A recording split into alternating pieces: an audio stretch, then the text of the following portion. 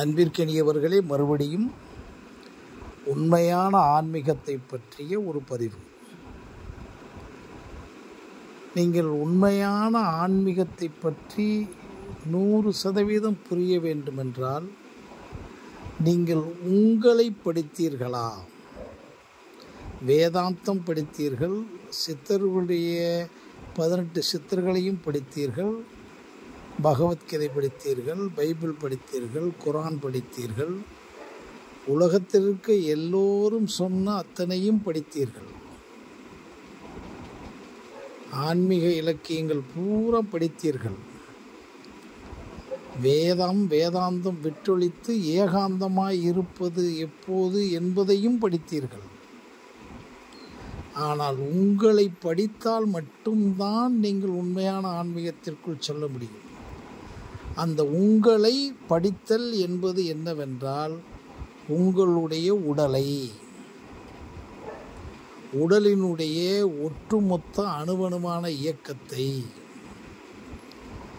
உடலில் இருக்கக்கூடிய அத்தனை உள் உறுப்புக்கள், வெளி உறுப்புக்கள், உள்வெளி உறுப்புகளினுக்கு ஆதார சுருதியாக இருக்கக்கூடிய செல்களின் இயக்கங்கள், ஒவ்வொரு உறுப்புக்களுடைய இயக்கத்தினுடைய அணுவணுவான ப்ராசஸ் எல்லாவற்றையும் நீங்கள் படித்தீர்களா? உதாரணமாக, உங்களுக்கு உள்ள இதயம் எப்படி இயங்குகிறது என்பதை நீங்கள் படித்தீர்களா? அதற்காகத்தான் நாங்கள் சொல்லுகிறோம், உங்கள் உடலையே தியானமாக படியுங்கள். நீங்கள் உண்ணுகின்ற உணவையே தியானமாக படியுங்கள். உங்கள் உள்வாங்கிக் கொண்டிருக்கிற பஞ்சபூதங்களையே தியானமாக படியுங்கள். உங்களுக்குள் இருக்கக்கூடிய பசி, வலி, பயம், பாசம், காமம் எப்படி ஏற்பட்டது என்பதை படியுங்கள். உங்களுக்குள்ள இருக்கக்கூடிய எண்ணம், அறிவு, நுண்ணறிவு, பகுத்தறிவு, அந்த பகுத்தினுடைய உச்சமான மரபணு திறன்களினுடைய இரகசியங்களை படியுங்கள். இதோடு உங்கள் உடலுக்கும் உணவுக்கும் உங்களுடைய பஞ்சபூதத்திற்கும் உங்கள் உயிருக்கும் ஒன்றுக்கொன்று இணைந்திருக்கின்ற அத்தனையும் படியுங்கள். இதை படிப்பதற்கு யாரும் தேவையில்லை. நீங்கள் வேதாந்தம் படிப்பதற்கு குரு வேண்டும் என்கிறார்கள். மற்றபடி மெய்ஞானம் பூரா படிப்பதற்கு ஒரு குரு சொல்லித்தரணும். ஓகே, ஆனால் இதை சொல்லிக் கொடுப்பதற்கு யாருமே இல்லை உங்களை தவிர. நினைத்து பாருங்கள், நீங்கள் சாப்பிடுகிறீர்களே, அந்த சாப்பிடுகின்ற சாப்பாடு எப்படி டைஜஸ்டிவ் சிஸ்டத்தில், ஜீரண மண்டலத்தில் நடந்து கொண்டிருக்கிறது என்பதை சொல்லிக் கொடுப்பதற்கு, பார்ப்பதற்கு யாராவது வேண்டுமா? இன்றைக்கு அத்தனைக்கும் யூடியூப் வந்துவிட்டது. அனிமேட்டட் வீடியோஸ் என்று போட்டிருக்கனால அத்தனைக்கும் வந்துவிட்டது. உங்களுடைய உணவு எப்படி ஜீரணமாகிறது, அந்த உணவு எப்படி உடைக்கப்படுகிறது, அந்த உடைப்பதற்கு ஹார்மோன்கள் எப்படி இயங்குகிறது, அந்த உடைத்த பிறகு அதிலிருந்து எப்படி இரத்தமும் சக்தியும் பிரிகிறது, அவைகளெல்லாம் உங்களுடைய உடலுக்குள் ஒவ்வொரு செல்லுக்குள்ளும் செல்கிறது என்பதை யாராவது படித்தீர்களா? பசி எப்படி ஏற்படுகிறது, பசியினுடைய வலி எப்படி ஏற்படுகிறது, பாசம் எப்படி ஏற்படுகிறது, இதெல்லாம் இந்த உடலுக்குள்ளே கட்டமைக்கப்பட்ட ஒரு விஷயம் எப்படி கட்டமைக்கப்பட்டது என்பது உணர்ந்தீர்களா? உங்களுக்குள்ளே எண்ணம் தோன்றி, அறிவு தோன்றி, நுண்ணறிவு தோன்றி, பகுத்தறிவு தோன்றி, மரபணு திறன்கள் தோன்றி, இவைகளுடைய இயக்கத்தில் நீங்கள் ஒவ்வொருவரும் தனித்தனியாக தோன்றி, தனித்தனியாக என்பது ஒரு தனி அல்ல, ஒவ்வொரு நொடியும் உங்களுடைய உள்வாங்குதலுக்கு தக்கபடியும், உங்களுடைய டிஎன்ஏக்களுக்கு தக்கபடியும் நீங்கள் ஒவ்வொரு நொடியும் மாறுகிறீர்கள், மாற்றப்பட்டு கொண்டிருக்கிறீர்கள் என்பதை படித்தீர்களா? 5 வயதில் நீங்கள் எப்படி இருந்தீர்கள், 10 வயதில் எப்படி இருந்தீர்கள், 100 வயதில் எப்படி இருக்கிறீர்கள், 60 வயதில் எப்படி உங்களுடைய அறிவும் ஆற்றலும் மாறிக்கொண்டே இருக்கிறதே, படித்தீர்களா? உங்களை படித்தால்தான் இந்த ஒட்டுமொத்த உங்கள் உடல், உங்களை சுற்றி இருக்கக்கூடிய பஞ்சபூதங்கள், உணவு, பூமி, இயற்கை, கோள்கள், பிரபஞ்சம், பூமி எப்படி சுற்றி கொண்டிருக்கிறது விஞ்ஞானம் சொல்லுகிறது அல்லவா? நீங்கள் படித்து விட்டீர்களா? இப்படி ஒன்றையும் நீங்கள் படிக்கத்தான் நீங்கள் உண்மையான ஆன்மீகத்திற்குள் நுழைய தொடங்குகிறீர்கள். அந்த படித்த பிறகு ஒவ்வொரு நொடியும் அதோடு இணைந்து வாழ முடியுமா? இயற்கையோடு இணைந்து வாழ்கின்ற ஒரு விஷயத்தை உணர்ந்தீர்களா? இயற்கையை விட்டு வெளியே வருகிறீர்களே உணர்ந்தீர்களா? உண்மையோடும் பொய்மையோடும் மாயையோடும் இருப்பது என்னவென்று புரிந்தீர்களா? உண்மையோடு இருந்தால் உடல் எந்த நிலையில் இருக்கிறது, பொய்மையோடு இருந்தால் உடலினுடைய அதிர்வலைகள் எப்படி இருக்கிறது என்று படித்தீர்களா? இவ்வளவையும் படிப்பதற்கு யாரும் வேண்டியதில்லை உங்களை தவிர. அதுதான் உண்மையான ஆன்மீகத்தினுடைய ரகசியங்கள் என்பதை ஓரளவுக்கு உணர்ந்து நான் எனக்கு பதிவு செய்கிறேன். இதை எனக்கு வேண்டிய நண்பர்களுக்காக பதிவு செய்கிறேன். அதனால் நீங்கள் என்ன படித்தாலும் வேதாந்தம் விட்டொழித்து, அது வேணாம், அழியலை, அதெல்லாம் இல்லை நீங்கள். அதனால்தான் ஒன்றை சொல்லுகின்றேன். உலகத்தில் யார் யார் இருக்கிறார்கள் என்பதும் எல்கையற்று இருக்கிறார்கள். கோடீஸ்வரர்களா எல்கையற்று இருக்கிறார்கள்.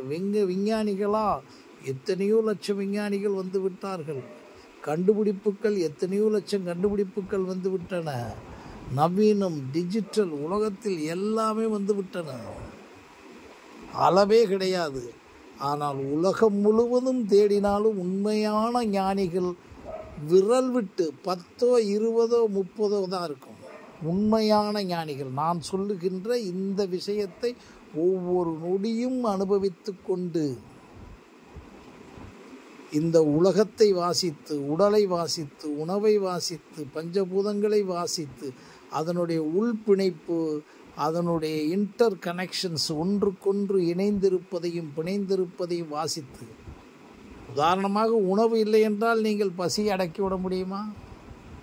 பசிக்கும் உணவு இருக்கக்கூடிய இன்டர் கனெக்ஷன் தெரிந்துவிட்டால் பசியினுடைய ரகசியம் தெரியுமா அல்லவா? ஆக இத்தனை உணர்வுகளை சாதாரணமாக தான் சொல்கிறீங்க. பசி, வலி, பயம், பாசம், காமம் சொல்கிறேன். உணவு, அடுத்து பஞ்சபூதங்கள் சொல்கிறேன், பூமியை சொல்கிறேன், இந்த உடலுக்குள்ளே இருக்கக்கூடிய எல்லா பார்ட்டியும் சொல்கிறேன். இதை மட்டும் நீங்கள் ஒவ்வொரு அணுவணுவாக ரசித்து, அதற்கு நீங்கள் யூடியூப்பில் போய் பாருங்கள். நீங்கள் உண்மையான ஆன்மீகம் என்று இந்த பூமியில் எழுந்த ஒன்றை புரிந்து கொள்வீர்கள். அதற்கு பிறகு அதை வைத்து நீங்கள் வேறு ஒன்றுமே செய்ய வேண்டியதில்லை. எல்லாம் கலைந்து விடும். அறியாமை போய்விடும், புதையாமை போய்விடும், முயலாமை போய்விடும், இல்லாமை போய்விடும், இயலாமை போய்விடும், ஏழ்மை போய்விடும், ஆணவம் போய்விடும். ஒன்றுமில்லாமல் போய்விட்டு நாம் ஒன்றுமே இல்லாத ஒரு புள்ளியிலும் ஒன்று என்று புரிந்து, இந்த பூமியில் இவ்வளவும் கிடைத்திருக்கிறது என்று வாழ துடிக்க ஒன்று தூண்டும்.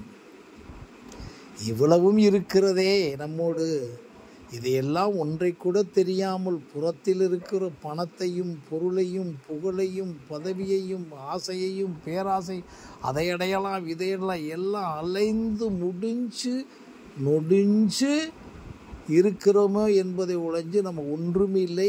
ஆனாலும் இந்த பூமியில் நாம் வந்தது எதற்கு என்பதை புரிய முடியும் இறுதியில். அதான் முக்கியமாக.